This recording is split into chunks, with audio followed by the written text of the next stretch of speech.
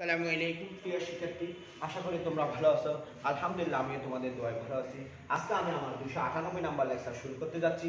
প্রিয় শিক্ষার্থী, আজকে 298 নাম্বার লেকচারের শুরুতেই তোমাদের প্রতি আহ্বান রাখবো আমার ইউটিউব চ্যানেল ফ্লার বিডি চ্যানেল সাবস্ক্রাইব করার জন্য। ফ্লার বিডি চ্যানেলটি সাবস্ক্রাইব করলে আশা করি তোমরা উপকৃত হবে। প্রিয় শিক্ষার্থী, আজকে দ্বাদশ শ্রেণীর তাপগতিবিদ্যা অধ্যায়ের চতুর্থ পর্ব শুরু করতে যাব। আজকে অতি গুরুত্বপূর্ণ দুইটি টপিকস নিয়ে আলোচনা করব। আজকের আলোচনার প্রথম টপিক হচ্ছে সমুষ্ণ প্রক্রিয়া বা আইসোথার্মাল প্রসেস। দেখো প্রিয় শিক্ষার্থী, সমুষ্ণ প্রক্রিয়া মানে হচ্ছে যে এমন একটি প্রক্রিয়া যে প্রক্রিয়ায় গ্যাসের তাপমাত্রা সবসময় কি থাকে, ধ্রুব থাকে। অর্থাৎ গ্যাসের তাপমাত্রাকে ধ্রুব রেখে যদি চাপ এবং আয়তনের কি হয় পরিবর্তন করা হয় তখন সেই প্রক্রিয়াকে আমরা বলবো সমুষ্ণ প্রক্রিয়া। যেমন দেখো, মনে করি কোন একটি সুপরিবাহী পাত্রে মানে পিস্টনযুক্ত পাত্রে দেখো আমি কিছু পরিমাণ কি নিলাম, গ্যাস নিলাম। এই গ্যাসের আয়তন ভি, এই গ্যাসের চাপ ভি। দেখো এই যে পাত্রটির তিনটা দেওয়াল ছিল তাপ, এই তিনটা দেওয়াল ছিল নররকম, অর্থাৎ এই তিনটা দেওয়াল নড়তে পারে না, কিন্তু এই পিস্টনটা নরমযুক্ত, সামনে পিছনে কি করা যায়, প্রসারিত করা যায়। এখন দেখো প্রিয় শিক্ষার্থী, এই পাত্রটা তাপ সুবেদী, অর্থাৎ এখানে তাপ দিতেও পারে, তাপ নিতেও পারে। দেখো প্রিয় শিক্ষার্থী, আমি যদি এমন এই সিস্টেমটাকে এমন একটা ব্যবস্থায় পরিণত করি যেখানে তাপ দিই বা নি যাই করি না কেন, আর চাপ কমাই বা বাড়াই বা আয়তন কমানো বা বাড়ানো যাই করি না কেন, তাপমাত্রা সবসময় কি থাকবে, স্থির থাকবে। তাপমাত্রা সবসময় কি থাকবে, স্থির থাকবে। তবে সেই ধরনের প্রক্রিয়াকে আমরা বলবো সমুষ্ণ প্রক্রিয়া। তাহলে দেখো, আমরা বলতে পারি যে পরিবর্তনে গ্যাসের তাপমাত্রা সর্বদা ধ্রুব থাকে, তাকে কি বলা হয়, সমুষ্ণ পরিবর্তন বলা হয়। আবার স্থির তাপমাত্রায় যদি কোনো গ্যাসকে স্থির তাপমাত্রায় অর্থাৎ তাপমাত্রা স্থির রেখে যদি আমি এই পিস্টনটাকে সামনের দিকে টেনে নিই, অর্থাৎ আয়তন প্রসারিত করি বা গ্যাসকে প্রসারিত বা সংকুচিত করি বা পিস্টনটাকে ভিতরের দিকে চাপ প্রয়োগ করি, আবার বলতেছি তাপমাত্রা স্থির রেখে যদি কোনো গ্যাসকে প্রসারিত বা সংকুচিত করি, তবে সেই পরিবর্তনকে সেই প্রসারণকে বলবো সমুষ্ণ প্রসারণ বা সেই সংকুচনকে বলবো সমুষ্ণ সংকুচন। যে প্রক্রিয়ায় এই সমুষ্ণ পরিবর্তন ঘটে বা এই সমুষ্ণ প্রসারণ বা সমুষ্ণ সংকুচন ঘটে, সেই প্রক্রিয়াকে আমরা বলবো সমুষ্ণ প্রক্রিয়া। দেখো প্রিয় শিক্ষার্থী, মনে করলাম একটি সিলিন্ডার, এই সিলিন্ডারে কি রয়েছে, সিলিন্ডারটি গ্যাস পূর্ণ রয়েছে এবং সিলিন্ডারে একটি পিস্টন রয়েছে যেটিকে কি করা যায়, নাড়াচাড়া করা যায়। তাহলে আমরা দেখতেছি যে সিলিন্ডারের মধ্যে দিয়ে যদি তাপ শক্তি সিস্টেমে প্রবেশ করে, কারণ আমরা বলছিলাম যে সিলিন্ডারটি বা ব্যবস্থাটি তাপ সুপরিবাহী হবে, সুতরাং সিলিন্ডারের মধ্যে দিয়ে যদি তাপ শক্তি সিস্টেমে প্রবেশ করে কিংবা সিলিন্ডার থেকে যদি তাপ শক্তি কি করতে পারে, বেরিয়ে যেতে পারে, সেই ক্ষেত্রে দেখা যাবে যে চাপ বা আয়তনের পরিবর্তন হয়। কিন্তু এমন ভাবে চাপ বা আয়তনের পরিবর্তন করতে হবে যেন তাপমাত্রা সব সময় কি থাকে, স্থির থাকে।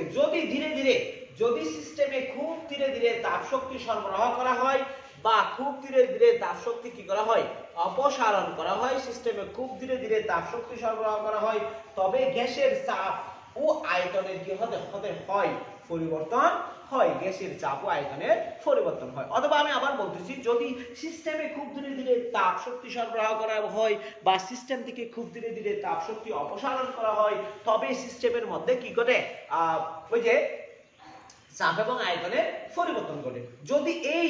যদিও এর তাপমাত্রার কোনো কি ঘটে না, পরিবর্তন ঘটে না, এই পরিবর্তনকে সমুষ্ণ পরিবর্তন বলা হয়। এর ফলে গ্যাসের যে প্রসারণ হয় তাকে সমুষ্ণ প্রসারণ বলে। এর ফলে গ্যাসের যে প্রসারণ হয় তাকে কি বলবো, সমুষ্ণ প্রসারণ বলবো। দেখো এখানে একটি লেখচিত্র যদি আমি আঁকি, দেখো এক অক্ষ বরাবর, তাইলে একটু দেখবা প্রিয় শিক্ষার্থী, এক অক্ষ বরাবর যদি আমি কি করি, আয়তন স্থাপন করি, x অক্ষ বরাবর আয়তন এবং y অক্ষ বরাবর ফি, তাহলে দেখা যাবে যে যখন x অক্ষ বরাবর আয়তন V1 এ অবস্থান করবে তখন চাপ হবে দেখো P1 এ। ঠিক আছে, তখন চাপ মনে করো যখন V1 এ আয়তন যখন V1 তখন চাপ মনে করো P1। দেখো তাহলে আমরা দেখতেছি যে এই যে এই অবস্থানটা যখন আয়তন বেড়ে V2 তে গেছে তখন চাপ কমে কোথায় চলে আসছে P2 তে চলে আসছে। তাহলে আমরা এখানে পাবো এই, ঠিক আছে, এই যে এই যে এখানে একটা রেখা পাইলাম, এই রেখাটা হচ্ছে সমুষ্ণ রেখা। এই রেখাটা হচ্ছে কি রেখা? সমুষ্ণ রেখা। অর্থাৎ সমুষ্ণ প্রক্রিয়ায় ফিবি রৈখিক চিত্র পাশে আমরা দেখাচ্ছি। এই ফিবি রৈখিক চিত্র পাশে দেখিয়ে আমরা দেখতে পাচ্ছি যে এই রৈখিক চিত্র থেকে একটি রেখা পাইলাম, অর্থাৎ আয়তন বাড়ার সাথে সাথে চাপ কমার একটি লেখচিত্র পাইলাম। সেই লেখচিত্রকে বলা হয় সমুষ্ণ লেখ। সেই লেখকে আমরা কি বলবো? সমুষ্ণ লেখ বলবো। মনে করো এ বি, অর্থাৎ আয়তন বৃদ্ধির সাথে সাথে চাপ কমে যাওয়া, এই চাপ কমে যাওয়া যে রেখা বরাবর হয় সেই রেখাকে বলবো সমুষ্ণ রেখা। প্রিয় শিক্ষার্থী দেখো, সমুষ্ণ প্রক্রিয়ায় তাপমাত্রা স্থির থাকে, তাপমাত্রা স্থির থাকে বলে সিস্টেম এর অন্তঃস্থ শক্তির কোনো পরিবর্তন ঘটে না। সমুষ্ণ প্রক্রিয়ায় তাপমাত্রা স্থির থাকে বিধায় সিস্টেমের অন্তঃস্থ শক্তির পরিবর্তন ঘটে না। আমরা তাপগতিবিদ্যার প্রথম সূত্র অনুসারে পেয়েছিলাম dq সমান du প্লাস dw, অর্থাৎ এখানে অন্তঃস্থ শক্তির পরিবর্তন শূন্য। অন্তঃস্থ শক্তির পরিবর্তন কি? শূন্য। তাহলে আমরা এখান থেকে লিখতে পারি dq সমান 0 প্লাস dw বা dq সমান dw, অর্থাৎ সমস্ত শক্তি বাহ্যিক কাজ সম্পাদন করে। সমস্ত শক্তি কি কাজ সম্পাদন করে? বাহ্যিক কাজ সম্পাদন করে। অর্থাৎ যে পরিমাণ তাপ শক্তি সিস্টেমে প্রয়োগ করি সম্পূর্ণ তাপ শক্তি বাহ্যিক কাজ সম্পাদন করে। এখন দেখো প্রিয় শিক্ষার্থী, যদি সমুষ্ণ সমীকরণ বা সমুষ্ণ প্রক্রিয়ায় যখন কাজ সম্পাদন করা হয় সেটি বয়েলের সূত্র মেনে চলে। কার সূত্র মেনে চলে? বয়েলের সূত্র মেনে চলে। বয়েলের সূত্রটা কি রকম দেখো? বয়েলের সূত্র মেনে চলে। আমরা জানি যে বয়েলের সূত্র হচ্ছে B proportional to 1/p যখন t স্থির। যখন t স্থির তাহলে আমরা লিখতে পারি V সমান k/p বা Pb সমান k। এখান থেকে আমরা লিখতে পারি P1 B1 সমান P2 V2 সমান ডট ডট সমান k। অর্থাৎ এটাই হচ্ছে সমুষ্ণ প্রক্রিয়ার ক্ষেত্রে P1 B1 সমান P2 V2 সমীকরণ কি চলে? মেনে চলে। প্রিয় শিক্ষার্থী, আশা করি তোমরা সমুষ্ণ প্রক্রিয়া বা সমুষ্ণ পরিবর্তন কি জিনিস সেটা তোমরা দেখতে পেয়েছো। এখন আমরা সমুষ্ণ পরিবর্তনের শর্ত করব। সমুষ্ণ পরিবর্তনের শর্ত দেখো, সমুষ্ণ পরিবর্তনের শর্ত। সমুষ্ণ পরিবর্তনের কয়েকটি শর্ত রয়েছে যেগুলি সম্পাদিত হলে বা যেগুলি পরিপূর্ণ হলে শুধুমাত্র সমুষ্ণ পরিবর্তন ঘটবে, না হলে ঘটবে না। এটি একটি ধীর প্রক্রিয়া। গ্যাসকে একটি তাপ সুপরিবাহী পাত্রে রাখতে হবে।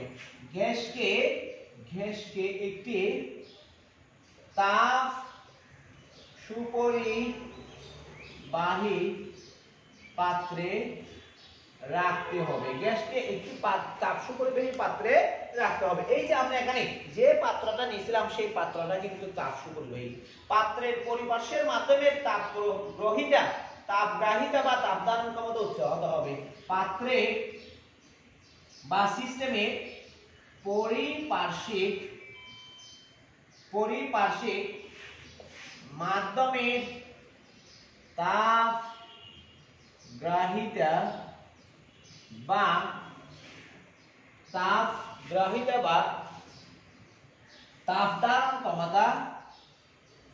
তাপ ধারণ ক্ষমতা উচ্চ হতে হবে। তবেই পরিপার্শ্ব যদি তাপ ধারণ ক্ষমতা বেশি হয়, পরিপার্শ্ব যদি পাত্রের সে তাপ ধারণ ক্ষমতা বেশি বা তাপ গ্রহীতা বেশি থাকে, তবেই সে পাত্রের উপর বা সিস্টেম চাপ প্রয়োগ করতে পারবে, পাত্রের উপর সিস্টেম কাজ করতে পারবে বা পাত্র দ্বারা সিস্টেমের উপর কি হবে? কাজ সম্পাদিত হবে। এবার দেখো, চাপের পরিবর্তন ধীরে ধীরে সংঘটিত করতে হবে। চাপের পরিবর্তন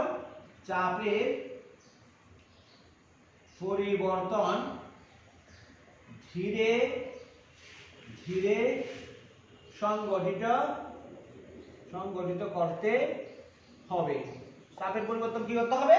ধীরে ধীরে সংগঠিত করতে হবে। এবার দেখো 4 নাম্বার, দেখো প্রয়োজনীয় তাপ গ্রহণ বা বর্জনের উপযোগী ব্যবস্থা রাখতে হবে। প্রয়োজনীয় তাপ গ্রহণ বা বর্জনের উপযোগী ব্যবস্থা রাখতে হবে। প্রয়োজনীয় তাপ গ্রহণ বা বর্জনের উপযোগী ব্যবস্থা রাখতে হবে, যাতে করে তাপমাত্রা কি থাকে? যাতে করে তাপমাত্রা কি থাকে? স্থির থাকে। তাহলে আমরা দেখতেছি যে সমুষ্ণ পরিবর্তন ঘটাতে গেলে বা সমুষ্ণ প্রক্রিয়ায় কাজ সম্পাদন করতে গেলে কয়েকটি শর্ত পূরণ করতে হবে। সেখানে 1 নম্বর শর্ত হচ্ছে গ্যাসকে একটি তাপ সুপরিবাহী পাত্রে রাখতে হবে। অবশ্যই গ্যাসকে একটি তাপ সুপরিবাহী পাত্রে রাখতে হবে। 2 নম্বর হচ্ছে পাত্রের পরিপার্শ্বিক মাধ্যমের তাপ গ্রহীত বা তাপ ধারণ ক্ষমতা উচ্চ হতে হবে, তবেই পাত্রে বা সিস্টেমে তাপ কি দিতে পারবে বা সিস্টেম থেকে তাপ শোষণ করে নিতে পারবে। চাপের পরিবর্তন ধীরে ধীরে সংগঠিত করতে হবে। চাপের পরিবর্তন দ্রুত সংগঠন করা যাবে না। প্রয়োজনীয় তাপ গ্রহণ বা বর্জনের উপযোগী ব্যবস্থা রাখতে হবে, যাতে করে কি করা যায়? তাপমাত্রা স্থির রাখা যায়। এখন দেখো সমুষ্ণ পরিবর্তনের বৈশিষ্ট্য কি আমরা সেটা একটু দেখবো। সমুষ্ণ পরিবর্তনের বৈশিষ্ট্যগুলো আমরা একটু আলোচনা করব। সমুষ্ণ পরিবর্তনের বৈশিষ্ট্য দেখো, সমুষ্ণ পরিবর্তনের বৈশিষ্ট্য 1 নাম্বার হচ্ছে যে এটি একটি ধীর প্রক্রিয়া। এটি একটি ধীর প্রক্রিয়া। সমুষ্ণ প্রক্রিয়া একটি ধীর প্রক্রিয়া, কারণ আমরা বলছিলাম এই ক্ষেত্রে চাপ ধীরে ধীরে কমাতে হবে বা ধীরে ধীরে বাড়াতে হবে। 2 নাম্বার হচ্ছে তাপমাত্রা স্থির রেখে কোনো বিশেষ চাপ ও আয়তনের পরিবর্তনকে তাপমাত্রা স্থির রেখে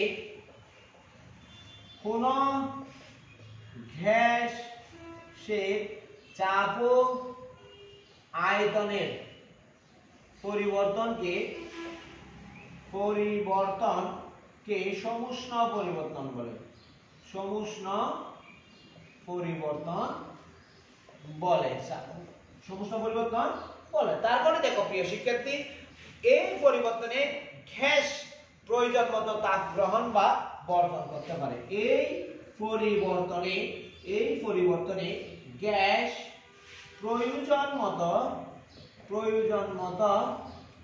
তাপ গ্রহণ বা বর্জন করতে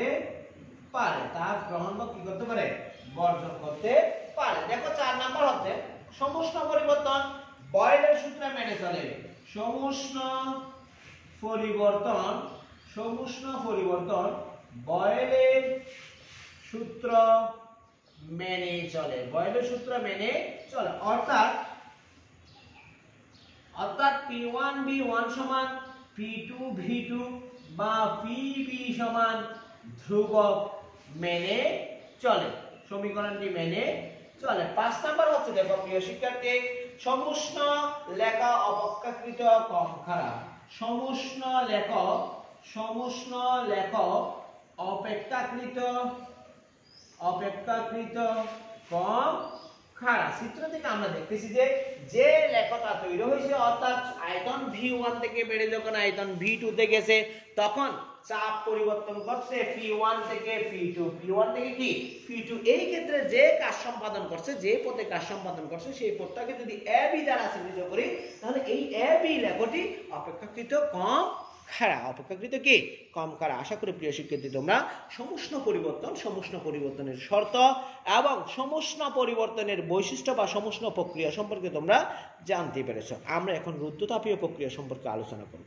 দেখো প্রিয় শিক্ষার্থী, আমরা এখন রুদ্ধতাপীয় প্রক্রিয়া সম্পর্কে আলোচনা করব। আমরা সমুষ্ণ প্রক্রিয়ায় পড়ছিলাম যে যখন তাপমাত্রা স্থির থাকে বা যে পরিবর্তনে তাপমাত্রা স্থির থাকে কিন্তু চাপ ও আয়তনের পরিবর্তন হয়, সেই প্রক্রিয়াকে বলা হয় সমুষ্ণ প্রক্রিয়া। কিন্তু দেখো এমন আরেকটি প্রক্রিয়া রয়েছে যে প্রক্রিয়ায় তাপ কি থাকবে? স্থির থাকবে। ওখানে কিন্তু তাপমাত্রা স্থির থেকেছিল, এখানে কিন্তু কি স্থির থাকবে? তাপ স্থির থাকবে। যে প্রক্রিয়ায় কোন সিস্টেমের তাপ স্থির, কিন্তু চাপ এবং আয়তনের পরিবর্তন ঘটে। চাপ এবং কি ঘটে? আয়তনের পরিবর্তন ঘটে, তাকে বলা হয় রুদ্ধতাপীয় প্রক্রিয়া। আবার বলতেছি, যে প্রক্রিয়ায় কোন সিস্টেমে তাপ স্থির থাকবে, টোটাল তাপটা স্থির থাকবে, অর্থাৎ বাইরে থেকে তাপের আদানও হবে না, ভিতর থেকে তাপের প্রদানও হবে না, অর্থাৎ গ্রহণ বা বর্জন ব্যতি রেখে, তাপ স্থির রেখে, তাপ শক্তি গ্রহণ বা বর্জন ব্যতি রেখে কোন সিস্টেমের কে যদি চাপ এবং আয়তনের পরিবর্তন ঘটায়, তখন সেই সিস্টেমকে আমরা বলবো, সেই সিস্টেম যে প্রক্রিয়ায় কাজ সম্পাদন করে সেই প্রক্রিয়াকে আমরা বলবো রুদ্ধতাপীয় প্রক্রিয়া। এই ক্ষেত্রে একটি পাত্র নিতে হবে, যে পাত্রটি হবে কুপরিবাহী পাত্র। সমস্ত প্রক্রিয়ায় নিয়েছিলাম সুপরিবাহী পাত্র, এখানে নিতে হবে কুপরিবাহী পাত্র। এখানে কিন্তু তাপ স্থির, দেখো তাপ স্থির, সব সময় তাপটা কি থাকবে? স্থির থাকবে, কিন্তু চাপ এবং আয়তনের পরিবর্তন ঘটবে। তাহলে এখানে যে পরিমাণ তাপমাত্রা তৈরি হবে, ইন্টারনাল তাপমাত্রা, সেই তাপমাত্রা খরচ করে এখানে কি তৈরি হয়? চাপ এবং আয়তনের পরিবর্তন ঘটবে। কুপরিবাহী দেয়াল দ্বারা সিস্টেমকে আবদ্ধ করে রাখা হয়, অথবা কার্যনির্বাহক গ্যাসকে দ্রুত প্রসারিত বা দ্রুত সংকুচিত করে রুদ্ধতাপীয় প্রক্রিয়া সম্পন্ন করা হয়। আবার বলতেছি, কার্যনির্বাহক গ্যাসকে বা সিস্টেমকে রুদ্ধতাপীয় প্রক্রিয়া বা তাপ কুপরিবাহী পদার্থ দ্বারা আবদ্ধ করে রাখা হয়, অথবা গ্যাসকে দ্রুত গতিতে সংকুচিত বা প্রসারিত করে রুদ্ধতাপ প্রক্রিয়ায় কাজ সম্পাদন করা হয়। এই প্রক্রিয়ায় সিস্টেমের যে পরিবর্তন হয়, সেটাকে রুদ্ধতাপীয় প্রসারণ বলে। রুদ্ধতাপীয় প্রসারণ এবং সংকুচিত হলে যদি এই প্রক্রিয়ায় যদি সিস্টেমের প্রসারণ ঘটে, তখন সেটাকে বলবো রুদ্ধতাপীয় প্রসারণ, এবং সংকুচিত হলে তাকে বলবো রুদ্ধতাপীয় সংকুচন। তাকে কি বলবো? রুদ্ধতাপীয় সংকুচন বলবো। প্রিয় শিক্ষার্থী, দেখো তাহলে আমরা রুদ্ধতাপীয় প্রক্রিয়া মানে বুঝতে পারতেছি যে এমন একটি প্রক্রিয়া, যে প্রক্রিয়ায় তাপ স্থির থাকবে, কিন্তু তাপ স্থির থাকা সত্ত্বেও চাপ এবং আয়তনের মাস্ট বি কি করবে? পরিবর্তন ঘটবে। দেখো প্রিয় শিক্ষার্থী, এই ক্ষেত্রে তাপের কোনো আদান প্রদান ঘটে না, কারণ সিস্টেমটা কুপরিবাহী পদার্থ দ্বারা তৈরি। তার মানে সেই ক্ষেত্রে আমরা লিখতে পারি dq সমান 0। dq সমান কি? 0। এই ক্ষেত্রে তাপ গতিবিদ্যার প্রথম সূত্র প্রয়োগ করলে আমরা লিখতে পারি যে dq সমান du প্লাস dw, বা 0 ইকুয়াল du প্লাস dw, বা du সমান বা dw সমান দেখো মাইনাস du। তার মানে সিস্টেমের অভ্যন্তরীণ শক্তি পরিবর্তন ঘটিত হয়ে শুধুমাত্র কি হয়? বাহ্যিক কাজ সম্পাদন করা হয়। অর্থাৎ রুদ্ধতাপীয় প্রক্রিয়ায় গ্যাসের প্রসারণের সময় সিস্টেম কর্তৃক কৃত কাজ সিস্টেমের অভ্যন্তরীণ শক্তির হ্রাসের সমান। অর্থাৎ সিস্টেম থেকে যে পরিমাণ অভ্যন্তরীণ শক্তি হ্রাস পাবে, ঠিক সেই পরিমাণ বাহ্যিক কাজ সম্পাদন হবে। এই ক্ষেত্রে সিস্টেমের তাপমাত্রা হ্রাস পায়। সিস্টেমের কি হ্রাস পায়? কারণ অভ্যন্তরীণ শক্তি যদি ক্ষয়প্রাপ্ত হয়, তাহলে মাস্ট বি তাপমাত্রা হ্রাস পাবে। সিস্টেমের মাস্ট বি তাপমাত্রা কিভাবে হ্রাস পাবে? কারণ সিস্টেম যে কাজ সম্পাদন করে তা অন্তস্থ শক্তির বিনিময়ে সম্পাদিত হয়। অন্তস্থ শক্তির হ্রাসের মাধ্যমে এই কাজগুলি সম্পাদন করে বিধায় মাস্ট বি সেখানে কি হবে? ইন্টারনাল এনার্জি লস হবে। দেখো প্রিয় শিক্ষার্থী, আবার রুদ্ধতাপীয় সংকুচনের সময় বাইরে থেকে সিস্টেমের উপর কাজ করা যায় না বিধায় বাহ্যিক কাজ কি হয়ে যায়? ঋণাত্মক হয়ে যায়। দেখো প্রিয় শিক্ষার্থী, রুদ্ধতাপীয় সংকুচনের সময় বাইরে থেকে সিস্টেমের উপর কাজ করা যায় না বিধায় বাহ্যিক কাজ ঋণাত্মক হয়ে যায়। সুতরাং এই ক্ষেত্রে সমীকরণটাকে আমরা লিখতে পারি, অর্থাৎ সংকুচনের সময় আমরা সমীকরণটাকে লিখতে পারি মাইনাস dw। সংকুচন করতেছে, তার মানে dw সমান du। dw সমান কি? du। অর্থাৎ রুদ্ধতাপীয় প্রক্রিয়ায় গ্যাসের সংকুচনের সময় সিস্টেমের অভ্যন্তরীণ শক্তি বৃদ্ধি পাবে। সিস্টেমের অভ্যন্তরীণ শক্তি কিভাবে বৃদ্ধি পাবে? কারণ তখন জায়গাটা কি হয়ে যাবে? সংকুচিত হয়ে যাবে, আয়তন সংকুচিত হয়ে যাবে। আয়তন সংকুচিত হয়ে যাওয়া মানে কি? চাপ বৃদ্ধি পাওয়া, আর চাপ বৃদ্ধি পাওয়া মানে কি? অভ্যন্তরীণ শক্তি বেড়ে যাওয়া। রুদ্ধতাপ প্রক্রিয়ায় চাপ ও আয়তনের মধ্যে যে সম্পর্ক,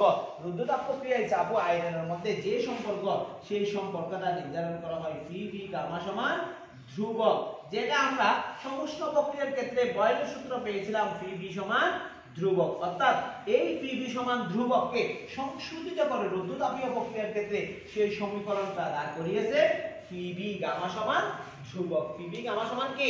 ধ্রুবক। প্রিয় শিক্ষার্থী, রুদ্ধতাপ পরিবর্তনের কিছু শর্ত রয়েছে, সেই শর্তগুলো আমরা একটু আলোচনা করব এখন। রুদ্ধতাপ পরিবর্তনের শর্ত। রুদ্ধতাপ পরিবর্তনের শর্ত দেখো, রুদ্ধতাপ পরিবর্তনের শর্তগুলি কি? 1 নাম্বার, গ্যাসটি একটি কুপরিবাহী পাত্রে রাখতে হবে। 1 নাম্বার, গ্যাসটি একটি কুপরিবাহী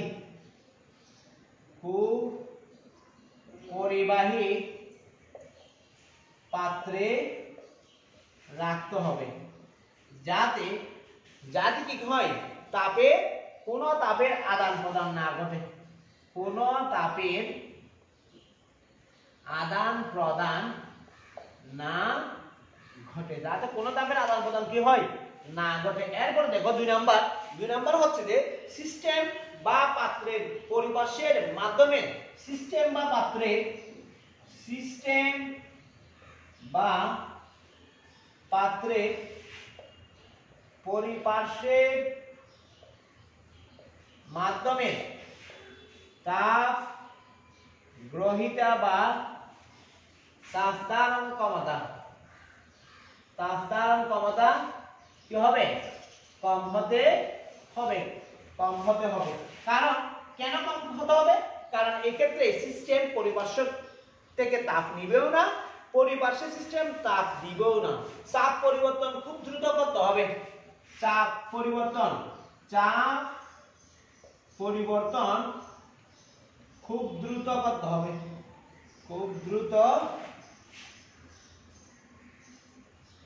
হবে, চাপ পরিবর্তন খুব দ্রুত করতে হবে, যাতে কেন দ্রুত করতে হবে? যাতে বাইরের সাথে তাপ আদান প্রদানের কোনো সুযোগ থাকে না, যাতে বাইরের সাথে তাপ আদান প্রদানের কোনো সুযোগ না হয়,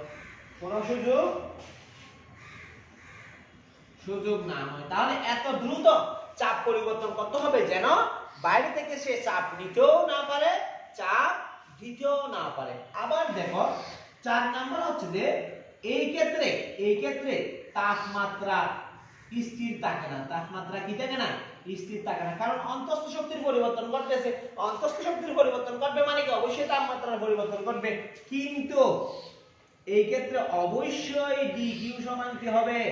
0 হবে। টোটাল তাপটা স্থির থাকবে। স্থির থাকবে। এখন আমরা একটু রুদ্ধতাপীয় পরিবর্তনের বৈশিষ্ট্যগুলি দেখব। প্রিয় শিক্ষার্থী, রুদ্ধতাপীয় পরিবর্তনের বৈশিষ্ট্য দেখো। আশা করি খুব সহজভাবে বোঝানোর চেষ্টা করতেছি। বাকিটা তোমাদের ইচ্ছা, আল্লাহ রব্বুল আলামিন জানেন তোমরা কতটুকু বুঝতে পারতেছো। দেখো প্রিয় শিক্ষার্থী, 1 নাম্বার, এই পরিবর্তন দেখো, এই পরিবর্তন এর তাপমাত্রার পরিবর্তন ঘটে। এই পরিবর্তনে কিসের পরিবর্তন ঘটে? তাপমাত্রার পরিবর্তন ঘটে, কিন্তু এখানে তাপের কোনো পরিবর্তন ঘটে নাই। মনে রাখিও, তাপমাত্রার পরিবর্তন কেন ঘটতেছে? আমরা বলছিলাম যে অন্তঃস্থ শক্তির ব্যবহার করে এই কাজ সম্পাদন হচ্ছে। অন্তঃস্থ শক্তির ব্যবহার করে যদি কাজ সম্পাদন হয়, সেই ক্ষেত্রে তো অবশ্যই তাপমাত্রার পরিবর্তন ঘটার কথা। এটি একটি দ্রুত প্রক্রিয়া। 3 নাম্বার হচ্ছে দেখো, 3 নাম্বার হচ্ছে আদর্শ গ্যাসের রুদ্ধতাপীয় পরিবর্তনের সমীকরণ। এই ক্ষেত্রে রুদ্ধতাপীয় পরিবর্তনের সমীকরণ হলো Pv গামা সমান Pv to the power gamma সমান কে? ধ্রুবক। Pv to the power gamma সমান কে? ধ্রুবক। রুদ্ধতাপীয় লেখা সমুষ্ণ লেখা হবে অধিক খারাপ। রুদ্ধতাপীয় লেখ সমুষ্ণ লেখ অপেক্ষা অধিক খারাপ। অর্থাৎ আমি যদি লেখচিত্র অঙ্কন করি, দেখো প্রিয় শিক্ষার্থী, এই যে এটা যদি কি হয়, সমুষ্ণ লেখা হয়, রুদ্ধতাপীয় লেখা হবে ঠিক এই বরাবর। ঠিক আছে, এটা সমুষ্ণ, এটা কি রুদ্ধতাপীয়। ঠিক আছে, তাহলে আমরা দেখতেছি যে সমুষ্ণ লেখা অপেক্ষা রুদ্ধতাপীয় লেখা অধিক খাড়া, অধিক কি খাড়া। এরপরে দেখো তাপের আদান প্রদান রোধ করে বা তাপের পরিমাণ স্থির রাখে। তাপের আদান প্রদান রোধ করে, তাপের আদান প্রদান রোধ করে বা তাপ স্থির রাখে। তাপের আদান প্রদান রোধ করে বা তাপ স্থির রাখে কোন গ্যাসের চাপ ও আয়তনের পরিবর্তনকে স্থির রেখে কোন গ্যাসের চাপ ও আয়তন পরিবর্তনকে রুদ্ধতাপীয় পরিবর্তন বলে। রুদ্ধতাপীয় কি বলে? পরিবর্তন বলে। তাহলে প্রিয় শিক্ষার্থী, আশা করি তোমরা সমুষ্ণ পরিবর্তন এবং রুদ্ধতাপীয় পরিবর্তন সম্পর্কে একটি বিস্তারিত ধারণা পেয়েছো। আজকে এই পর্যন্ত। আমরা আগামী এপিসোডে নতুন কোনো টপিকস নিয়ে তোমাদের সামনে হাজির হব। এই পর্যন্ত ভালো থেকো। আসসালামু আলাইকুম।